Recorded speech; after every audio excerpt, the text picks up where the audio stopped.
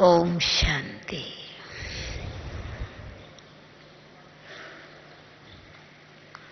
ओम शांति। ओम शांति।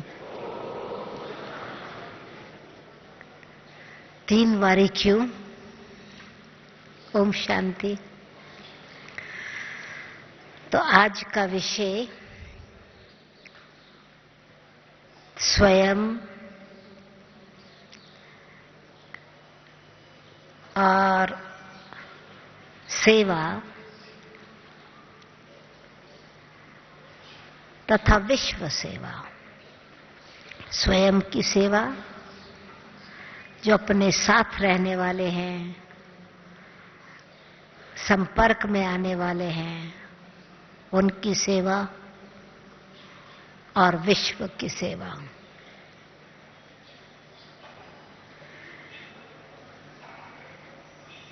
दो साल पहले बाबा ने दिसंबर मंथ में दुआओं जमा करने का तरीका बताया था, दुआओं का खाता जमा करने का तरीका।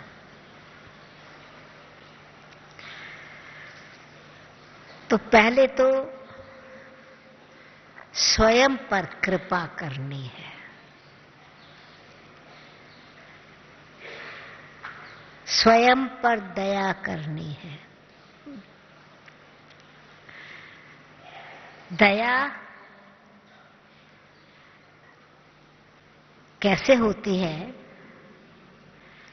जितना जितना हम बाबा की याद में रहते हैं, याद याद याद याद क्या बन जाएगी? याद को बार बार रिपीट करो, याद याद याद याद, दया दया। तो स्वयं पर दया करना माना स्वयं को दुआएं देना, दुआओं के पात्र बन जाना। तो जब ओम एक बार ओम शांति कहते हैं तो अंतर्मुखी स्थिति से अपनी आप चेकिंग करना। अंतर्मुखी स्थिति में स्थित होकर के अंतर्मन में अपने दिल के दर्पण में देखना,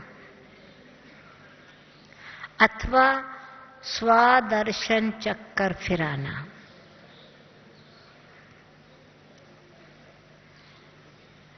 जब स्वयं का दर्शन कर रहे हैं, स्वयं की चेकिंग कर रहे हैं कि हम सदा प्रसन्न हैं, हम सदा प्रसन्न चित्त हैं या प्रश्न चित्त हैं। चित्त में अपने लिए भी प्रश्न है, दूसरों के लिए भी प्रश्न है, तो हमारी स्थिति क्या होगी?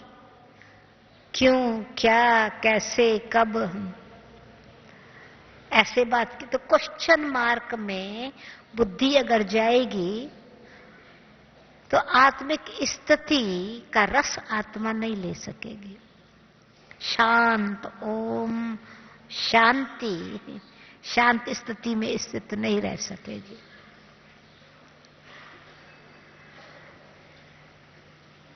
मन मनाभाव की स्थिति का आधार ही है अंतर्मन में अपने आप से बाबा से रू रिहान करना, अपने आप से भी और बाबा से भी रू रिहान करना। जब अपनी आत्मिक स्थिति में हम स्थित हैं तो बुद्धि ऊपर चली जाती है। शांत स्थिति से बुद्धि शांति धाम में जाती है। शांति के सागर के साथ हमारा संबंध जुट जाता है। तो सेकंड बारी ओम शांति, शांति धाम वाली शांति है। सिर्फ संकल्पों की शांति नहीं है, व्यर्थ चिंतन से शांति नहीं, पर चिंतन से फिनिश नहीं, परंतु एकदम स्वचिंतन में स्थित होते हुए परमात्म चिंतन, परमात्म धाम, शांति धाम में स्थित होकर के परमात्म शक्ति से फिर वापस नीचे इस साकार लोक में आए। फिर उस श्रेष्ठ कर्म के आधार से अन्य आत्माओं को, विश्व को शांति का दान देना, शक्ति का दान देना, सकाश देना, सुख देना, उनसे दुआओं का खाता जमा होता है। तो पहले अपने आप से देखे फर्स्ट टाइम वाली ओम शांति, उसमें मैं किस प्रकार से अपने लिए दुआओं का खाता जमा कर रही हूं या कर रहा हूं। स्वदर्शन चक्कर फिराने से स्वयं का दर्शन। बाबा ने आज भी कहा कि कोई भी मनुष्य आत्मा है, कोई इन संसार में अपनी पहचान नहीं है। अभिमान है पर आत्मा अभिमान नहीं है। देह भान है, देह भान है, देह की पहचान है, देह अभिमान है, अहंकार है, पर स्वयं को आत्मा स्वीकार नहीं करते। तो किसी ने कहा कि अभिमान तो फिर अभिमान है ना, तो बाबा क्यों कहते हैं आत्मा अभिमानी भव? तो बाबा अभी हमको आस्तिक बनाना चाहते हैं और ये कहते हैं अब तक आपने द्वापर से लेकर अपने आप को क्या माना है? मैं फलाना व्यक्ति हूं। संबंध, स्वरूप, पोजीशन, कर्तव्य, स्पेशलिटीज, स्किल्स, जो भी विशेषताएं हैं उससे संबंधित अपने आप को संबोधित किया है और वो ही अपने आप को माना है। कोई डिग्री ले ली, डॉक्टर की डिग्री ले ली, प्रोफेसर की डिग्री ले ली, मिनिस्टर की डिग्री ले ली, और अगर कोई ना परिचय देवे और भूल से भी कह देवे है तो मिनिस्टर, है तो डॉक्टर, और कोई कह देवे कि कंपाउंडर है, नहीं नहीं नहीं मैं डॉक्टर हूं, मैं मिनिस्टर हूं। तो अपनी पोजीशन से ही अपना मान और अपने को मानते हैं। तो बहुत समय तक हम देह के भान और देह के अभिमान में और पोजीशन से ही अपने आप को संबंध करके वही अपने को मानते थे। अभी स्वयं का दर्शन करें, अपने आप का चिंतन करें तो देखे बराबर मैं निश्चय बुद्धि में आत्मा अभी ये मानती हूं कि मैं शरीर नहीं, मैं आत्मा हूं। जानती तो हूं, जान तो लिया, अपने आप की पहचान मिल गई कि मैं आत्मा मन बुद्धि संस्कार वाली हूं। ये भी पहचान मिल गई कि मैं आत्मा ज्ञान स्वरूप हूं, शांत स्वरूप हूं, प्रेम स्वरूप हूं, पवित्र स्वरूप हूं, शक्ति स्वरूप हूं, आनंद स्वरूप हूं। परंतु क्या मैं सचमुच इन गुणों का दर्शन अपने में कर रही हूं? अभी मैं मानती हूं कि बराबर मैं शुद्ध आत्मा शांत स्वरूप हूं, या अभी तक भी मेरी वो ही द्वापर वाली मानता है कि मैं पतित हूं, मैं विकारी हूं, क्योंकि वो बार बार पुराना संस्कार काम करता रहता है, तो भूल जाता है कि मैं परम पूज्य देव आत्मा हूं, मैं पवित्र स्वरूप आत्मा हूं। स्वयं को भूल जाने के बाद फिर हमारी को जो ज्ञान का गुण है वो ज्ञान है, पर ज्ञान के आधार से जो निर्णय कर सके, राइट और रॉन्ग की परख के बाद राइट ही करें, सत्य और असत्य की पहचान के बाद सत्कर्म ही करें, मनमत और परमत के अंतर को जान, ईश्वरीय मत पर ही चले, तो अपने आत्मिक स्थिति में स्थित होना, उसको मानना और उस गुणों को मान देने का नाम है आत्म अभिमान। निश्चय बुद्धि का नाम है आत्म अभिमान। जैसे देह के अभिमान में दूसरे का अपमान जल्दी होता है, देह अभिमान में विकार व्यवहार में आते हैं, आत्म अभिमान में दिव्य पवित्र संस्कार व्यवहार में आते हैं। क्यों? कि वो माना मैंने बराबर यही, मैं ज्ञानित्व आत्मा, ज्ञान स्वरूप आत्मा हूं, ये मेरा स्वरूप है, ये मेरा रूप है।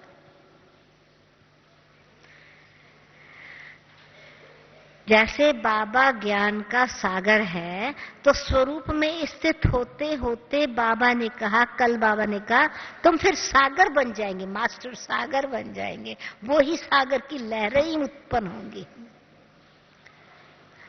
किसी भी चीज को अशुद्ध को फौरन शुद्ध बना सकेंगे। ज्ञान मिला है, निर्णय करने की शक्ति श्रेष्ठ है, तो निर्णय सत्य करके श्रेष्ठ कर्म ही करेंगे। नॉलेज लाइट माइट बन जाएगी। तो कर्म करने के बाद पीछे पश्चाताप नहीं होगा। नहीं तो कर्म रॉन्ग हो जाता है, तो अपने आप को ही कोसते रहते हैं, अपने आप को ही गालियां देते रहते हैं। मैं मूर्ख हूं, मैं बेसमझ हूं, मुझे समझ तो मिली, मैं तो कमजोर हूं। जैसे भक्ति में कहते थे, मैं पतित, मैं मूर्ख, खल कामी, पतित विकारी। फिर जब समझ मिल गई तो अपनी कॉन्शियस बाइट करती है, तो मान नहीं सकते अपने आप को कि मैं सचमुच ज्ञानी तो आत्मा हूं। कर्म करने के बाद पश्चाताप हुआ, तो ज्ञानित्व आत्मा, यानी मैं आत्मा शरीर से न्यारी, कर्म इंद्र द्वारा कर्म करने वाली, उस स्थिति में स्थित होकर के गुणों को मान करके कि ये मेरा स्वमान है, ये मेरा स्वरूप है, ये मेरा ही रूप है, ज्ञान के सागर की मैं संतान हूं। तो जहां ज्ञान बुद्धि में आता है, तो जो व्यर्थ चिंतन है वो समाप्त हो जाता है।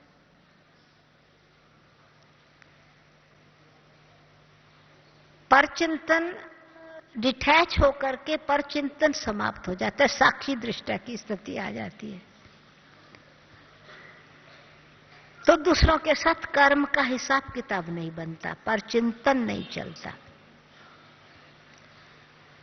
परदर्शन नहीं होता। तो इसलिए स्वदर्शन से, जैसे बाबा ने कहा, स्वदर्शन चक्कर चलाते रहेंगे तो व्यर्थ चिंतन का गला कट जाएगा। कोई और असुर नहीं, परसों बाबा ने कहा कोई अकासुर बकासुर किसी और को नहीं मारा, परंतु अक्क वाले संस्कार, कड़वे संस्कार, जहरीले विचार, जहरीला व्यवहार और व्यर्थ विचार। कोई फालतू बात करे, कहते बकबक क्यों कर रहे हैं, तो अक्कासुर बक्कासुर, व्यर्थ चिंतन करने वाले, गंदगी गंद विचार व्यवहार रखने वाले, उन विचारों का ही गला कट जाएगा। तो जैसे बाबा ने कहा कि इसी पवित्रता का मतलब, यानी आत्मा का व्यर्थ विचार भी नहीं चलेगा, व्यर्थ संकल्प भी नहीं चलेगा।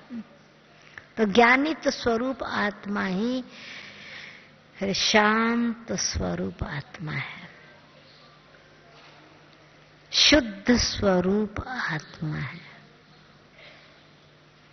तो मैं शुद्ध आत्मा, शांत स्वरूप हूं। तो स्वयं ही शांति का दान, संकल्प, बार बार संकल्प में अनुभूति है। संकल्प खाली नहीं है, समझ नहीं है, पर खाली समझ नहीं है, खाली विचार नहीं है, विचार के साथ फीलिंग है उसकी। मैं शांत स्वरूप आत्मा हूं। तो ये जो फालतू अधीरता आ जाती है, या एक्सपेक्टेशंस दूसरों के, दूसरे को ऐसा करना चाहिए, इनको ऐसा करना चाहिए, धीरज, शांति, प्रेम की भावना आ जाती है, तो उसमें व्यवहार में ऑटोमेटिकली दूसरों के लिए, दूसरों का की भावना हमारे लिए श्रेष्ठ होती है। तो क्योंकि हमने किसी को व्यर्थ वाइब्रेशंस नहीं दे रहे, उनके शुभ विचार भी हमारे लिए खाता जमा होता है, क्योंकि हमने व्यर्थ तो गंवाया नहीं, दूसरों के साथ शुद्ध संबंध जोड़ करके चल रहे हैं। हर एक के प्रति, जैसे आज बाबा ने कहा, शुद्ध पवित्र आत्मा का मतलब, परम पूज्य आत्मा का मतलब सिर्फ एक विकार की पवित्रता नहीं, सिर्फ एक ब्रह्मचर्य की बात नहीं, परंतु व्यर्थ संकल्प भी नहीं, अशुद्ध संकल्प भी नहीं, समदृष्टि वाला व्यवहार। ऐसे नहीं किसी के साथ अच्छा, किसी के साथ नहीं अच्छा, एक जैसा व्यवहार। आत्मिक स्थिति में स्थित है तो शुद्ध भावना, तो शुभ चिंतन, स्वचिंतन से हमारा अपने लिए खाता जमा हो रहा है। क्यों? कि हम मन की शक्ति जो है वो व्यर्थ खत्म हुई ना, वो व्यर्थ नहीं खत्म हुई, व्यर्थ नहीं गई, वेस्ट नहीं हुई। तो संकल्प, श्रेष्ठ संकल्प से संकल्प का खाता जमा हुआ। उस संकल्पों की शक्ति से, जैसे बाबा ने संकल्प से सृष्टि रची, उस संकल्प की सिद्धि हुई। अगर हम संकल्प व्यर्थ चलाते रहते हैं तो बेशक हमने किसी के प्रति शुभ भावना भी रखी है, परंतु उसमें एक्सेप्ट पहले से ही, इनको ऐसा करना चाहिए, इनको ऐसा करना चाहिए, ऐसा क्यों नहीं करते, उसको कहा जाता है उम्मीद के साथ साथ एक्सपेक्टेशंस, यानी शुभ भावना है, होप्स हैं, परंतु ऐसा करना चाहिए के साथ नहीं कर पाते, तो क्यों, क्या आ जाता है उसमें। तो वो हमने अपने शुभ संकल्प किया, परंतु वो करंट खाता हो गया। जैसे जमा करो ना बैंक में और उसी समय कैश कर लिया, जमा किया और कैश कर लिया, तो जमा तो नहीं हुआ ना।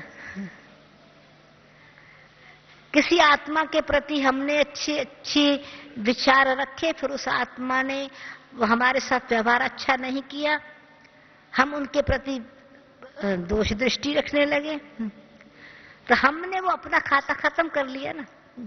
जमा तो किया था, डिपॉजिट नहीं हुआ, कैश करने के बाद खाली हो गया। तो स्वचिंतन, शुभ चिंतन, शुभ चिंतक, स्वदर्शन चक्रधारी स्थिति, जितना हम अपने मन की आप पे चेकिंग कर सकते हैं ऑनेस्टी से, दूसरा कोई चेकिंग नहीं कर सकता। हमारा व्यवहार दूसरे देख के हमको बता सकते हैं कि भाई आपका बोलना ठीक नहीं है, आपका चलन ठीक नहीं है, आपका रिएक्शन ठीक नहीं है, पर मन में क्या चल रहा है उसकी चेकिंग हम अपने आप करनी। मनसा शुद्ध भावना, ये तो हमारी अपनी चेकिंग, अपनी उन्नति के लिए स्वदर्शन, स्व अंतर्मुखी होकर के अपनी चेकिंग करने से अपना खाता जो है वेस्ट होने से बच जाता है और मन में ईश्वरीय चिंतन चलने लगता है, स्वदर्शन चक्कर चलता है, बाबा से रूह रिहान होती है, तो आत्मा आनंद स्वरूप बन जाती है, अपनी सत्यता का अनुभव करने लग जाती है, अपने लिए रेस्पेक्ट, स्वमान पैदा होता है, अपने लिए भी प्रेम आत्मा के अंदर जागृत होता है। उसी आधार से दूसरी आत्माओं को वो प्रेम की आत्मिक दृष्टि से देख सकती है।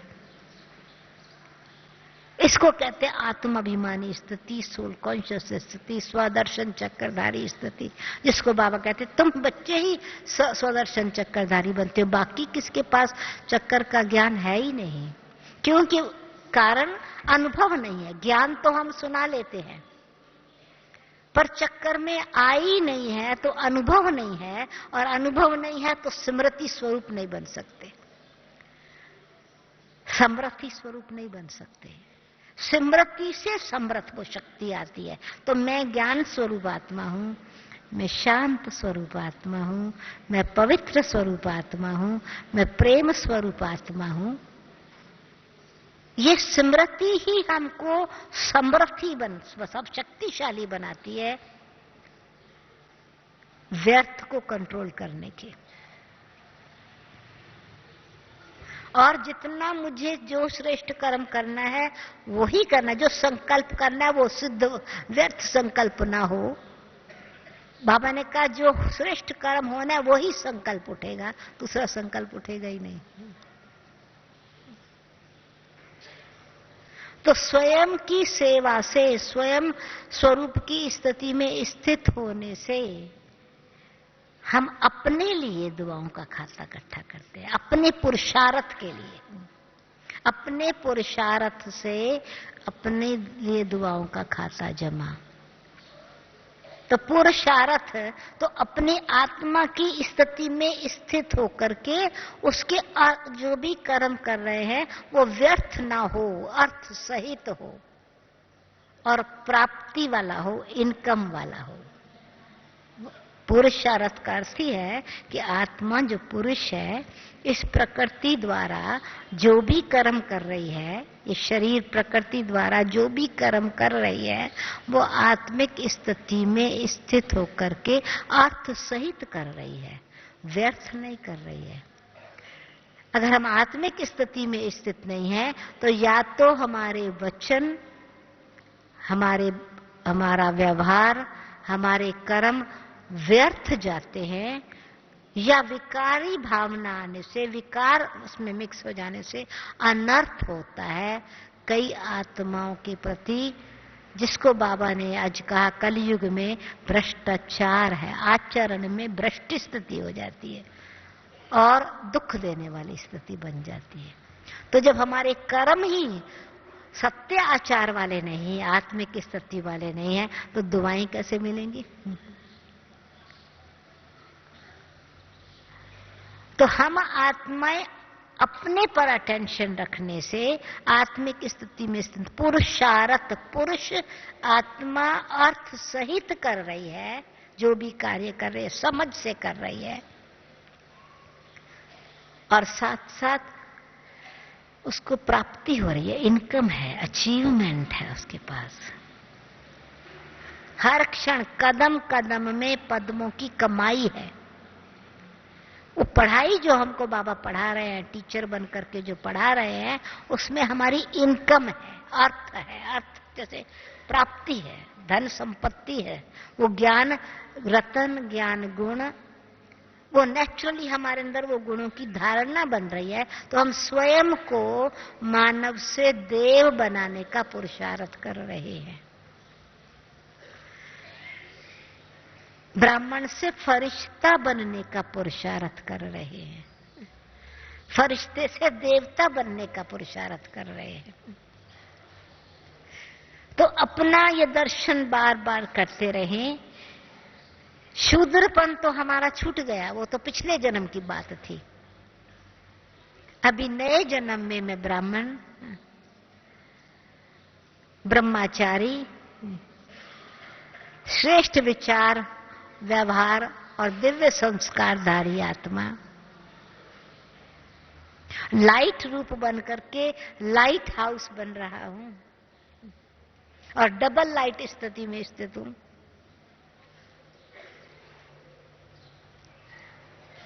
तो बाबा ने आज कहा कि देवता बनने के लिए तुमको बाबा की याद और दिव्य गुण और पवित्रता, ये तीनों चीज चाहिए। तो बाबा की याद, हम याद और ज्ञान को याद बना लिया, क्योंकि ज्ञान के आधार से बाबा के साथ संबंध जुड़ा, आस्तिक बन गई ना। सृष्टि के आदि मध्यंत का ज्ञान मिला, अपना ज्ञान मिला, घर जाने का ज्ञान मिला, समय समाप्त हो रहा है इसकी समझ मिली है। तो अभी दर्शन कर रहे हैं कि किस स्थान पर अब हम खड़े हैं। बाबा ने समझा दिया है, बता दिया है, अभी वापस चलने का है। तो वो न्यारे और प्यारे, मीठे और प्यारे बनने का पुरुषार्थ कर रहे हैं। देवताएं मीठे और प्यारे होते हैं।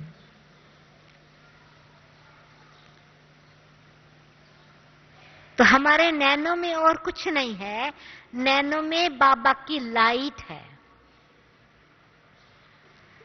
उस लाइट से फिर हम अन्य आत्माओं को वो ही लाइट दे करके उसी प्रकार की आत्मिक स्थिति का अनुभव करा करके विश्व की लाइट बन रहे। कल बाबा ने कहा तुम 4 तरह की लाइट हो। एक तो आत्मा लाइट है, दूसरा तुम स्वदर्शन चक्रधारी हो तो लाइट हाउस हो,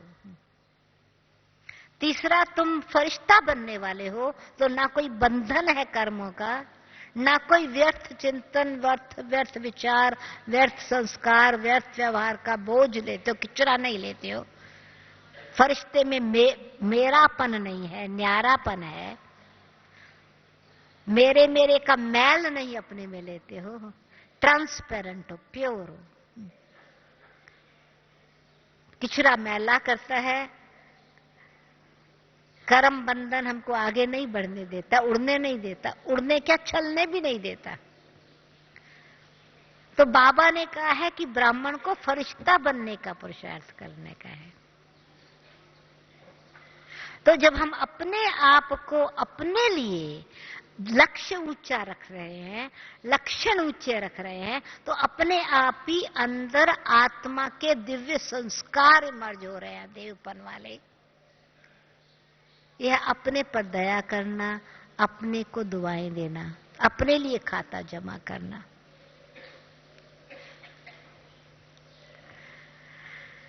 पुरुषार्थ से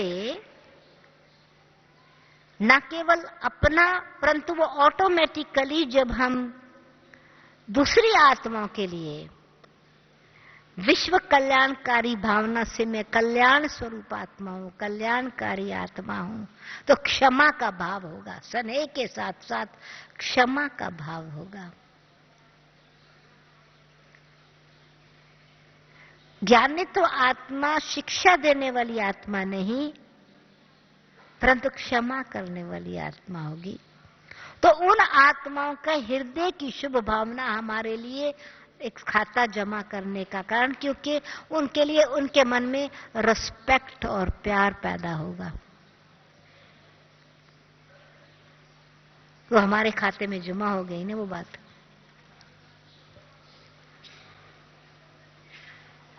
तो दूसरी आत्माओं के लिए गुण दूसरी आत्माओं के लिए यूज कर रहे हैं, अपने स्वरूप में स्थित होकर के।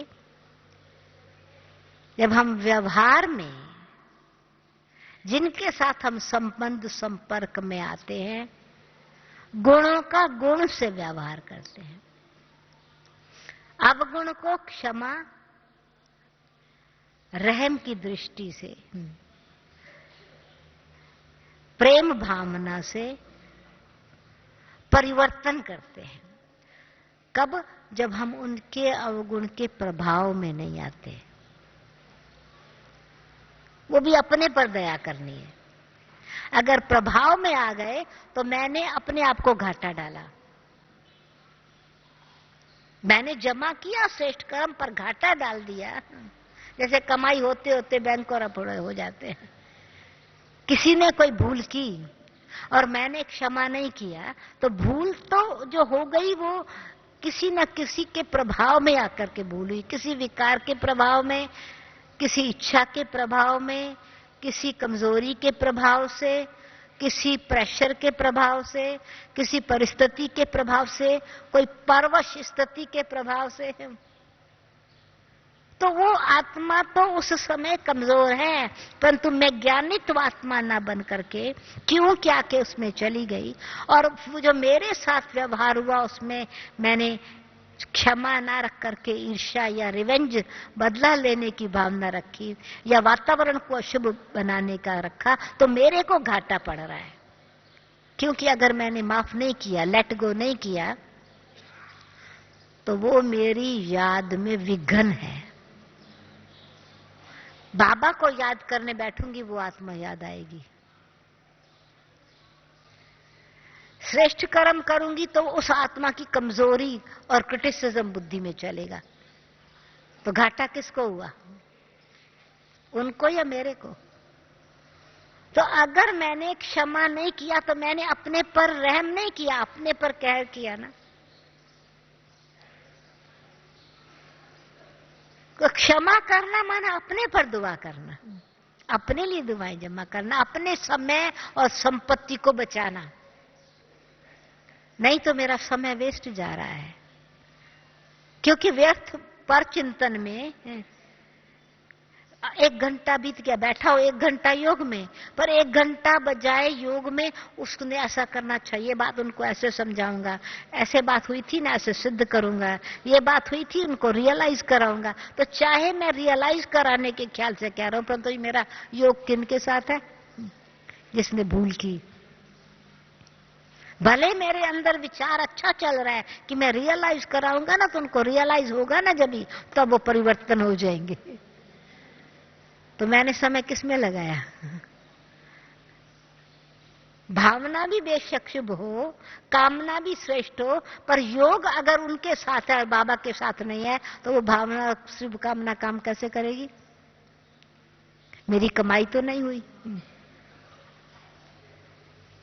तो ये अपने स्वचिंतन की गहराई में अगर जाएंगे तो चेकिंग करेंगे कि कमाई हो रही है या जो कमाई की हुई है उसको मैं खा रहा हूं। कभी कभी सेवा में भी अच्छी सेवा करते हैं, बहुत महिमा होती है, कमाई होती है, परंतु उसके पर डिपेंडेंट हो जाते हैं। किसी ने अगर अप्रिशिएट नहीं किया तो श्रेष्ठ कर्म को कहेंगे कोई एक्सेप्ट थोड़ी करता है। कोई बस एक बारी भी अनाउंस नहीं करते कि मैंने ये किया, इतना अच्छा मैंने किया, कोई ने बताया भी नहीं किसी को। तो मैंने किस लिए किया? नाम और मान शान के लिए किया। तो आज बाबा ने कहा, बच्चे मैं सिर्फ आपको अपना परिचय देता हूं, मैं अपनी महिमा नहीं करता हूं। तो महिमा बाबा की कौन करते हैं? कैसे बाबा की इतनी अनंत महिमा हो गई, इतने नाम है? तो महिमा का आधार है जो गुण शक्तियां ज्ञान बाबा हमको दे रहे हैं, उस ज्ञान गुण और शक्तियों का अनुभव हमको होता है। उस अनुभव के सुख के संस्कार,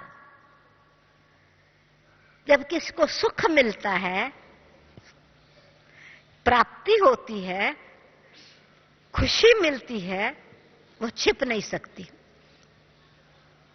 वो दिल से ऑटोमेटिकली महिमा का रूप बन जाती है। तो इतनी परमात्मा की महिमा है। किस लिए महिमा है? क्योंकि हमने बाबा से इस संगम युग पर परमात्मा सेल्फलेस प्यार का अनुभव किया है, अनुभव कर रहे हैं। बाबा की दृष्टि हमको एकदम आत्मिक दृष्टि दे देती है, ज्ञान से हमारी दृष्टि दिव्य बन जाती है और कई प्रकार के धोखा खाने से हम बच जाते हैं। बाबा ने हमको त्रिकालदर्शी बना करके, तीनों कालों का ज्ञान दे करके, कर्म जो हम कर रहे हैं उसका रिजल्ट क्या होगा उसके धोखे से पहले से ही बच जाते हैं। तो नेचुरली वो बाबा ने हमको ऐसा बताया, पश्चाताप करने से बच गए, समय शक्ति व्यर्थ करवाने से बच गए। बुद्धि जो है वो हमारी व्यर्थ चिंतन में जो कमजोर रही थी उसके बदले शक्तिशाली बन गई। मास्टर सर्वशक्तिवान बन करके कोई भी परिस्थिति को स्वस्थिति में स्थित होकर परिवर्तन करने की शक्ति आ गई। तो कहेंगे कमाल है बाबा की। भगवान मुझे मत दे करके, अभी मुझे श्रेष्ठ मत दे करके फिर से सत्वगुणी बना रहे हैं। तो वो जो हमारे में बाबा के ज्ञान से, योग से जो परिवर्तन आया, अनुभव किया ना अपने मन में, इसलिए बाबा की महिमा होती है। वाह बाबा वाह, कमाल है बाबा आपकी, कमाल है ड्रामा। फिर वो समझ आ गई ड्रामा की तो ज्ञानदाता की महिमा और अपने भाग्य की महिमा। वाह मेरा भाग्य, भगवान की मत पर चल रहा हूं। तो बाबा के साथ जो हमको संबंध जुड़ने के बाद जो सर्व संबंधों का रस मिला है और संतुष्टि मिली है, वो उसका अंदर रस लेने के अनुभव के आधार से हम बाबा की महिमा करते हैं। विषय विकारों के सागर में हम डूबे हुए थे, बाबा विषय सागर से निकाल करके क्षीर सागर में ले जा रहा है। सचमुच हम थे तो मानव, परंतु कांटे जैसे बन गए थे। अभी महसूस होता है कि सूक्ष्म थोड़ी थोड़ी भी जो नेगेटिव थॉट्स हैं, वीकनेस है, वो चुभने वाले कांटे। अभी चेकिंग हुई तो अंदर चेंज करना शुरू किया तो दिव्य गुणों की सुगंध भर रहे हैं, बाबा हमको फूल बना रहे हैं। तो दिल से निकलता है बाबा बागवान है। जीवन नैया को खिवैया बन करके खे करके ले जा रहा है, बाबा बोटमैन है। रत्नागर ज्ञान रत्नों के रत्न हमको दे रहा है, वो मिले हैं, बुद्धि में समझ में आई है ना। तो इसी प्रकार से जब हम आत्माओं को सुख देते हैं, खुशी का अनुभव कराते हैं, न केवल क्षमा और रहम की बात है। बाबा क्षमा का सागर है, दया का सागर है, परंतु उसके साथ साथ उससे उस भावना को बदल करके स्वमान में टिकाते हैं। तो हमारे अपने स्वमान में हम स्थित होकर के बाबा को इतना मान देते हैं, इतनी महिमा बाबा की दिल से निकलती है। तो ऐसे दूसरी आत्मा को जब हम सुख के सागर बन करके सुख देते हैं, तो दूसरों से दुआओं का खाता मिलता है, दुआओं का खाता बढ़ता है, जमा होता चला जाता है। तो लाइट हाउस बन जाते हैं, माइट हाउस बन जाते हैं। विश्व कल्याणकारी बाप के बच्चे कल्याण की भावना कर रखते हैं। परंतु अगर अभी मैंने किया और अभी अभी मैंने खाया तो उसका नुकसान क्या है, बाबा कई बारी कहते हैं। अगर सेवा की और सेवा इच्छा से की, कंपटीशन से की, दिखावे से की या महिमा के भाव से किया, तो कर्म फिलॉसफी को नहीं समझा, कच्चा फल खा लिया। अच्छा श्रेष्ठ कर्म किया है तो श्रेष्ठ कर्म का फल जो है वो तो बहुत बहुत जास्ती मिलने वाला है ना, वो तो फल नहीं मिलने वाला है ना। द्वापर से हम सिर्फ खेती करते थे, अब भी बाग लगा रहा है बागवान। खेती क्या थी? कर्मों की खेती थी। खेती में और बाग में क्या फर्क है? ये खेती में आपने बीज बोया, 6 महीने के बाद, 3 महीने के बाद, 4 महीने के बाद, जैसा जैसा बीज का उगने का समय है, सीजन है, उस हिसाब से गेहूं पक गया, चावल तैयार हो गए, मूंग दाल जो भी चना है वो रेडी हो गया, हमने काट लिया। दूसरे साल वो अपने आप नहीं उगेगा, दूसरे साल फिर खेती तैयार करनी पड़ेगी, फिर से बीज बोना पड़ेगा, फिर फल, फिर उसका अनाज या सब्जी जो भी हमको चाहिए, वो खेती है। तो द्वापर में एक जन्म करके एक जन्म की प्राप्ति की खेती थी। अभी तो बाबा कहते हैं एक जन्म की कमाई 21 जन्म तुम्हारी चलती है, 21 जन्मों के लिए बाग लगा लेते हैं। बाग एक बारी बीज बोते हैं, पेड़ उगने में थोड़ा समय लगता है, पर पीढ़ी दर पीढ़ी चलता रहता है, जनरेशन आफ्टर जनरेशन, और लोग भी खाते रहते हैं।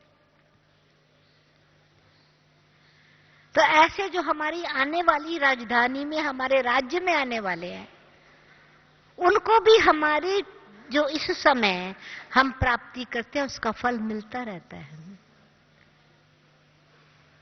तो हम पालना करते हैं, जितनी जितनी अपने दिव्य श्री मत पर चलते हैं और मर्यादाओं का पालन करते हैं, उस हिसाब से ही दूसरी आत्माओं की जब हम पालना करते हैं तो उनसे दिल की दुआएं मिलती हैं। यानी उनके नेचुरली न केवल अभी परंतु सतयुग में भी सबका स्वमान रहेगा, मान एक दो को मिलेगा। देवताएं देवताओं को स्नेह से सम्मान से व्यवहार करते हैं ना। और द्वापर में भी उसकी प्राप्ति होगी कि हमारा मंदिर बनेगा तो हमारे मंदिर पर भी इतना चढ़ावा जो हमारे पुजारी खाएंगे, हमारे मंदिर में जो बेचारे दर्शन करने आएंगे वो भी प्रसाद लेंगे। हमारा मंदिर का महल बन गया, मूर्ति इतना बड़ा महल, वैसे मनुष्य को रहते हुए एक कोठरी में 4 लोग रहते हैं एक कमरे में, वो हमारा तो एक मंदिर में पूरा मंदिर है, पूरा महल जैसा है, हीरे जवाहरातों से सजा हुआ है। इतनी इनकम है जो चैतन्य को तो है ही है, चित्र को भी इनकम है और चित्र के पुजारियों को भी उतनी ही प्राप्ति अथवा पालना होती है। पुजारी को भी खाना भी मिलता है, रहने को भी मिलता है, उसके परिवार को भी मिलता है, भगत दर्शन करने आते हैं उनको भी प्रसाद मिलता है। कहां से मिला? तो इतनी कमाई हम करते हैं। इस समय बाबा ने कहा देखो भक्ति मार्ग वाले बेचारे स्वर्ग के अधिकारी नहीं बनते, यानी सन्यासी स्वर्ग द्वापर में जो उतरते हैं वो स्वर्ग के अधिकारी नहीं बनते, कारण उनका संबंध बाबा से नहीं जुटा है। वो याद तो करते हैं भगवान को, परंतु भगवान को ब्रह्म समझ के याद करते हैं, ब्रह्म तत्व समझ के याद करते हैं, स्वयं को भगवान समझ के याद करते हैं। शक्ति किससे मिले? तो तुम्हारा तो जमा होता है, कमाई होती है, परमात्म दुआएं भी मिलती हैं, सकाश भी मिलता है, ईश्वरीय शक्ति मिलती है। योग की शक्ति से हम ऑटोमेटिकली अपने लिए भी दुआएं जमा करते हैं, क्योंकि हम अपने पाप कर्म भस्म कर लेते हैं ना। और फिर उस आधार से दूसरों का संबंध और अन्य आत्माओं का संबंध बाबा से जुड़ाते हैं तो उनकी भी दुआएं मिलती हैं। पढ़ाई पढ़ते हैं, कमाई इतनी होती है जो वो कमाई सारे कल्प चलती रहती है, तो खुशी की प्राप्ति है ना। तो स्नेह, शक्ति, सकाश, ज्ञान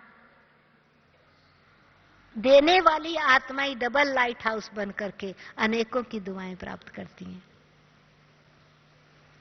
और कुछ नहीं, हमारी बुद्धि में, हमारे नैनों में एक लक्ष्य और लक्षण ही है ना, लक्ष्य दाता है।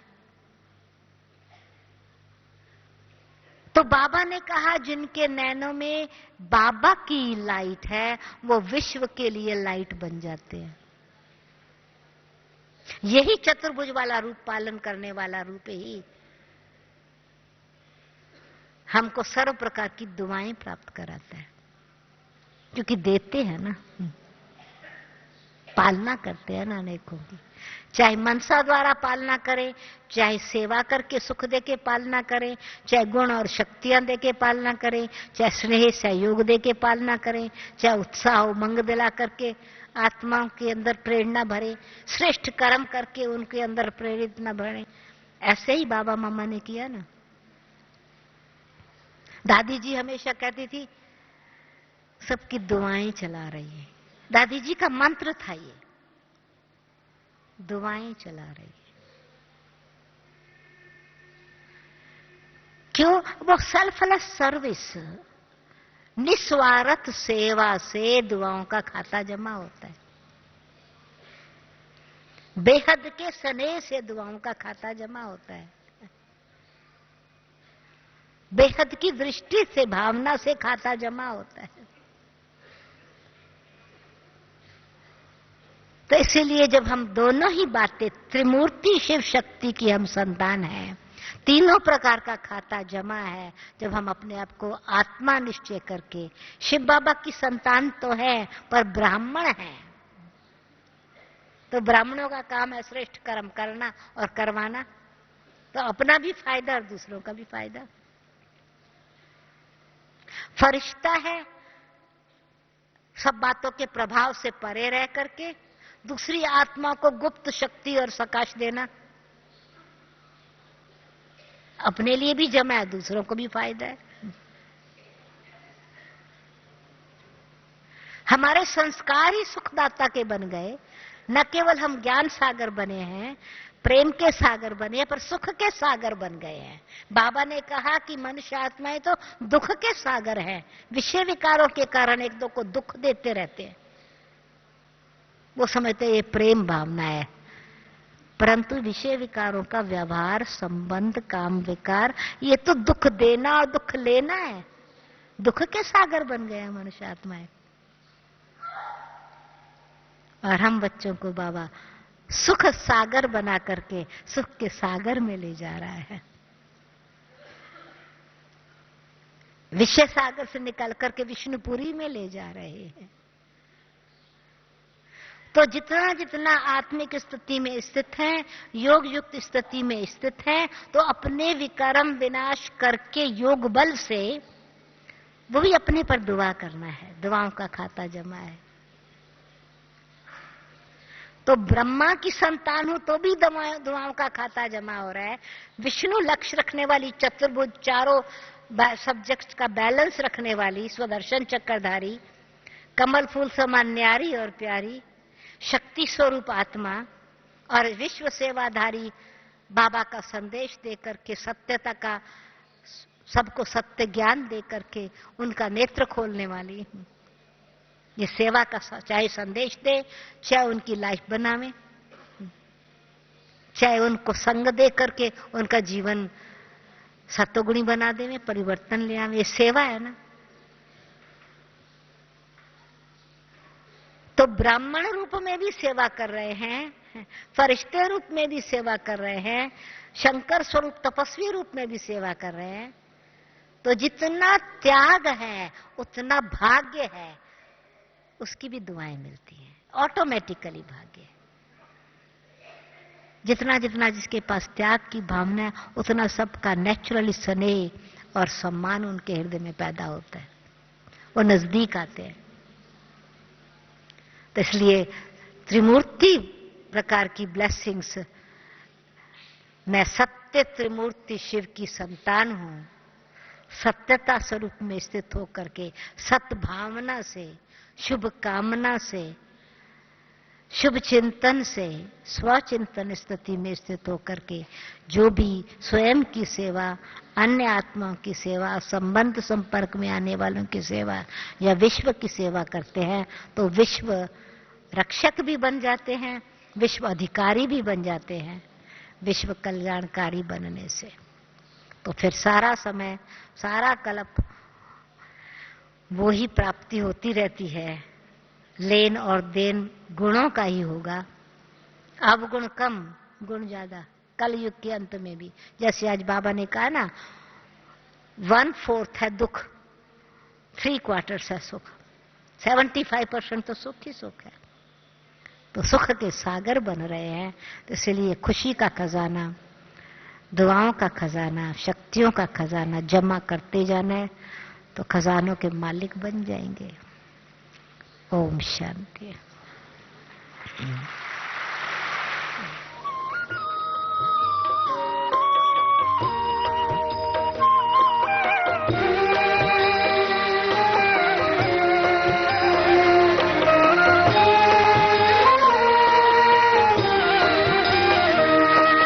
प्रेम के पथ पर, सेवा डगर पर, प्रेम के पथ पर, सेवा डगर पर चलना